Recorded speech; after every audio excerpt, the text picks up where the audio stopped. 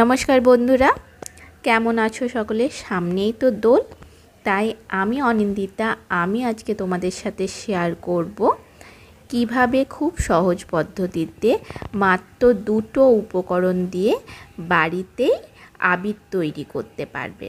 তো চলো কিভাবে বানাবে সেই সব জানতে হলে কিন্তু ভিডিওটা স্কিপ না করে শেষ পর্যন্ত দেখতে হবে। আমি আজকে দুটো কালারের আবির বানিয়ে দেখাবো। তো সেই জন্য আমি এখানে অ্যারারুট নিয়ে নিলাম, তোমরা চাইলে কর্নফ্লাওয়ারও নিতে পারো। এর মধ্যে আমি অরেঞ্জ কালার নিয়ে নেব কয়েক ফোঁটা।